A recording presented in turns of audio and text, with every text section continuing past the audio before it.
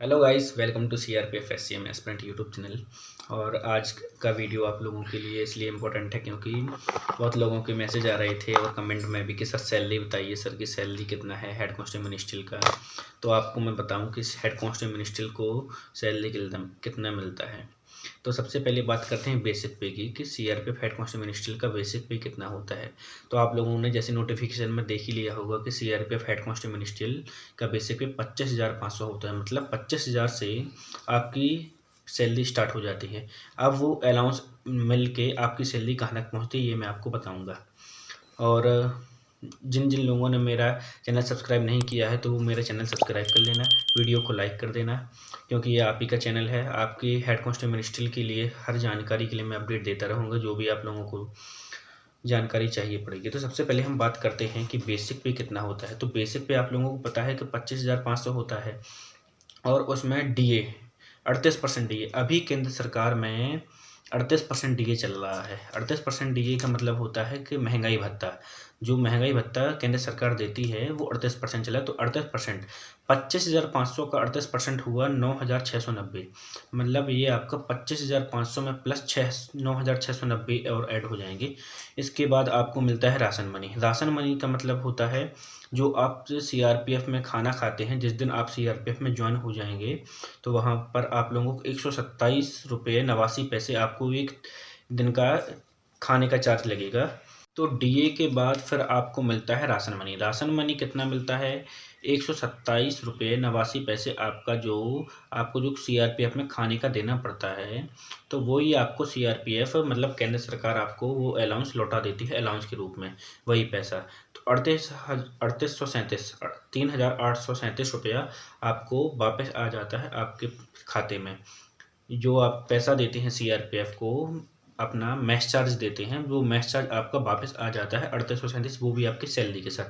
तो आपको दो पैसे मैंने बता दिए कि एक तो बेसिक पे के साथ आपको एक 9,690 रुपये आपका DA लगेगा जो कि 38%, और सेकंड राशन मनी जो कि 3,837 रुपये। अब बात करेंगे राशन मनी के बाद हम बात करते हैं HRA की। HRA क्या होता है? जहाँ पर भी आपका होम स्टेट होता है या जहाँ पर भी आपका गृह निवास होता है, जैसे आप ड्यूटी चाहे जिस स्टेट में कीजिए उससे कोई मतलब नहीं, लेकिन जहाँ पर आपका परिवार रहता है वहाँ पर आपको उसी सिटीज़ का आपको क्या दिया जाता है? HRA दिया जाता है। तो HRA में हम बात करेंगे कि HRA 3 कैटेगरी का होता है। एक तो X कैटेगरी, एक Y कैटेगरी, एक Z कैटेगरी। X कैटेगरी में हम बात करें तो X कैटेगरी में मुंबई, दिल्ली, बेंगलुरु, हैदराबाद, चेन्नई, ये 5 सिटीज़ आती हैं X कैटेगरी में। और Y कैटेगरी में देखा जाए तो Y कैटेगरी में ज़्यादातर स्टेट्स की राजधानियां ही आती हैं। जितने भी स्टेट हैं उनकी राजधानियां ले लीजिए। इस राजधानियों में जैसे मेरा स्टेट ले लीजिए, मध्य प्रदेश है। तो मध्य प्रदेश में 2 सिटीज़ हैं जहां पर आपको Y कैटेगरी का HRA मिल सकता है। जैसे आप अगर भोपाल के हों तो आपको भोपाल का HRA Y कैटेगरी में मिल सकता है, और इंदौर का भी Y कैटेगरी में HRA है। और सभी जितने भी सिटीज़ हैं तो वहाँ पर मध्य प्रदेश में आपको Z कैटेगरी का ही आपको HRA मिलेगा, चाहे वो आप जिस भी ज़िले से हो, तो वहाँ पर भी आपको X कैटेगरी का मिलेगा। तो कैटेगरी की बात करिए 27% है। X कैटेगरी को 27% मिलता है, Y कैटेगरी को 18% मिलता है, और Z कैटेगरी को 9% मिलता है। तो HRA 27% की बात कीजिए, अगर आपका घर दिल्ली में है तो आपको 6,885 रुपये, मतलब 25,500 का 25,500 का 27% अगर आप लगा लीजिए तो 6,885 रुपये हो रहा है। वो आपको X कैटेगरी में मिल जाएगा। अगर आपका घर Y कैटेगरी में है तो आपको 4,590 रुपया 4,590 रुपये आपको Y कैटेगरी में सिटीज़ में मिल जाएगा, जितनी भी आपकी Y कैटेगरी की सिटीज़ होंगी। उसके बाद 9% ज़्यादातर लोगों का ही होता है। तो 9% का देखा जाए तो 2,295 रुपया 2,295 रुपया आपका ये और ऐड हो जाएगा। तो आपका जैसे 25,500 आपका बेसिक पे हुआ, 9,690 आपका DA हुआ, 38% DA, और 3,837 रुपये आपका राशन मनी हो गए। और फिर उसके बाद हम HRA को मिला लें 6,000, जैसे आपका 9% ही HRA ले लें आप, तो 9% का 2,295 रुपये अगर आप मिला लें तो आपका वही सैलरी कुछ बन रहा है 41,412 रुपया। आप जब CRPF में इंटर होंगे तो आपको इतना सैलरी आपका मिलेगा 41,412। अब इसके साथ कुछ डिडक्शन भी होते हैं। डिडक्शन जैसे आप लगा लीजिए तो आपका गवर्नमेंट एनपीएस 14% आपका क्या होता है, गवर्नमेंट एनपीएस में कटता है। एनपीएस का मतलब होता है new pension scheme. New pension scheme के तहत आपको 14% आपका खुद का काटा जाता है। तो जैसे अगर देखा जाए 3,570 रुपये आपकी सैलरी से काटा जाएगा। जिस दिन आपकी सैलरी आएगी उस दिन उसमें 3,570 रुपये का डिडक्शन होकर आएगा। तो इसमें ये पैसा कट जाता है। तो आपका फिर वही सैलरी 9% एचआरए वालों को वही सैलरी आती है 37,842 रुपया। कितना?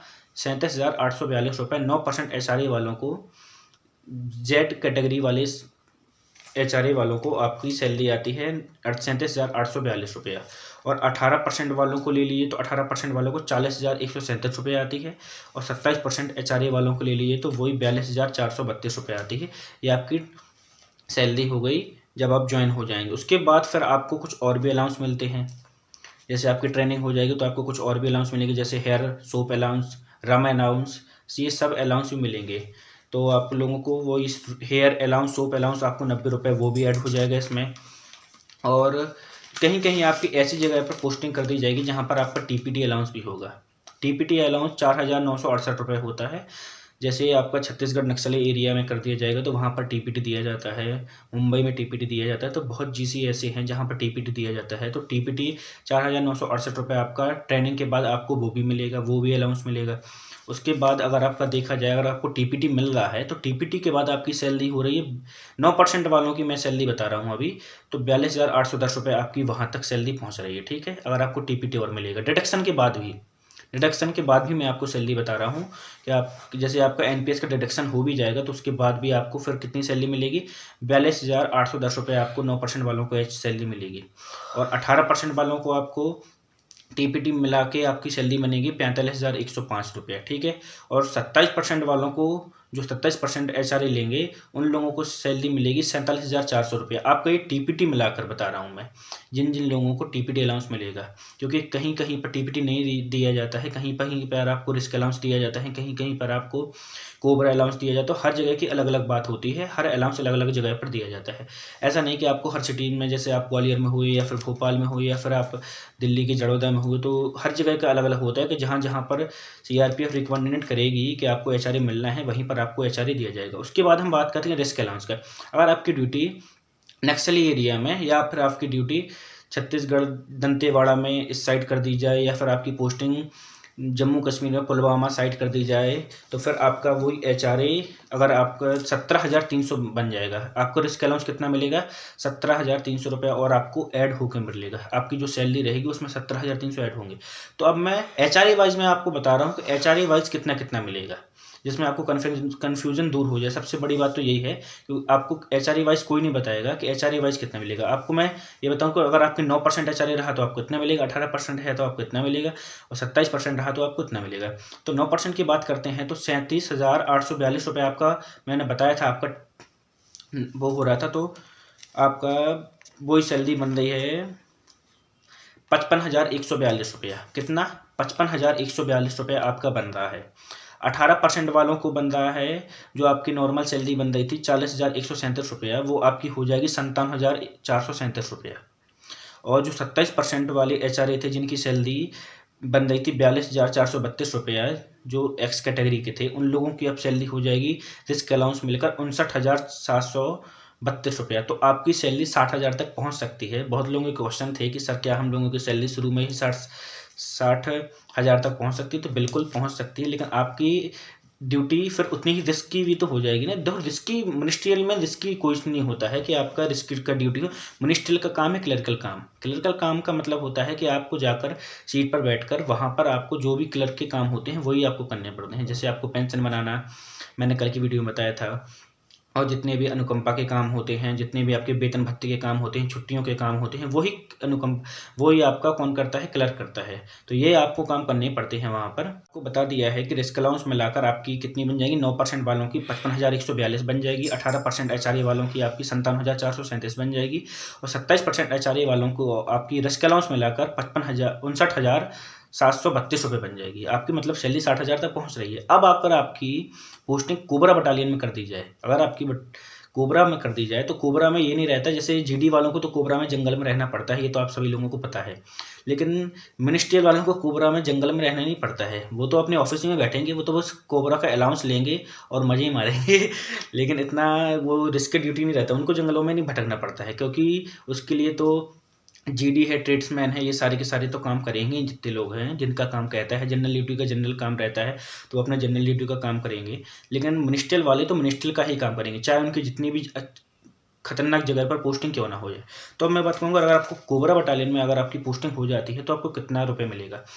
जो आदमी 9% HRA ले रहा था, 37,842 उसकी सैलरी बन रही थी ट्रेनिंग के बाद, तो उसकी अगर आपको कोबरा बटालियन में हो जाएगी तो आपको 25,000 रुपये आपको एक्स्ट्रा मिलेगा, जुड़कर मिलेगा उसमें। तो आपको वही सैलरी हो जाएगी 62,842 रुपये। 9% HRA वाले की सैलरी 62,842 रुपये हो जाएगी, और 18% HRA वाले की सैलरी वो हो जाएगी 40,137 रुपये हो रही थी, तो अब वो बढ़कर आपकी हो जाएगी 65,137 रुपये। और वो 27% HRA वाली की सैलरी जो 42,432 हो रही थी ट्रेनिंग के बाद, तो वही आपकी सैलरी हो जाएगी 67,432 रुपये। तो सोचिए आपकी सैलरी कहाँ तक पहुँच सकती है, 70,000 तक पहुँच सकती है आपकी सैलरी, 65,000 के करीब आपकी सैलरी पहुँच सकती है। तो ये आप लोगों के लिए मैंने CRPF हेड कांस्टेबल मिनिस्ट्री की सैलरी के बारे में कुछ आपको जानकारी दी है। अगर ये आपको वीडियो अच्छी लगी हो तो आप वीडियो को लाइक कर दीजिए और चैनल को सब्सक्राइब कर दीजिए। ये ऐसे ही वीडियो आप लोगों के लिए मैं लाता रहूँगा हेड कांस्टेबल मिनिस्ट्री के लिए।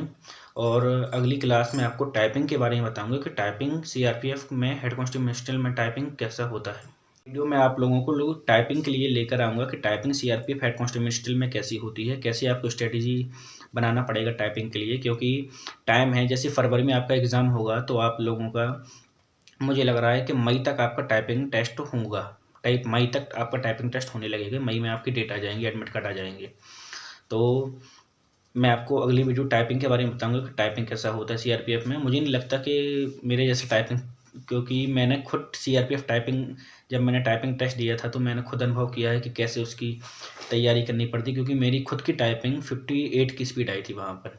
तो मैं जानता हूँ कि टाइपिंग तो मुझे अच्छा से करना आता है। फर्स्ट अटेम्प्ट में मैंने टाइपिंग निकाल लिया था। जब मैं टाइपिंग सेंटर में गया था तो मेरे साथ सिर्फ 2 बच्चे ही सिलेक्ट हुए थे, बाकी सारे के सारे फेल हो गए थे। तो टाइपिंग का तो मैं बहुत अच्छा अनुभव है मुझे, तो मैं जल्दी से जल्दी टाइपिंग के बारे में एक वीडियो ज़रूर लेकर आऊँगा आप लोगों के लिए। और आपकी क्लास भी कुछ लेना है मुझे, जैसे जनरल एप्टीट्यूड के बारे में, मैथ के बारे में, मैथ की एक स्ट्रेटेजी वाली किताब आपकी एक वीडियो भी लानी है, तो जल्दी से जल्दी मैं आपको वीडियो लेकर आऊँगा। और मैं फिर से कह रहा हूँ, अगर जिन जिन लोगों ने मेरा चैनल सब्सक्राइब नहीं किया है तो चैनल सब्सक्राइब कर दीजिए। या आप ही का चैनल है, आप ही की हेड कांस्टेबल मिनिस्ट्री के लिए पूरी जानकारी दूंगा मैं, जितनी बन सकती है मुझसे। और वीडियो को लाइक ज़रूर कर देना आप लोग। Thank you.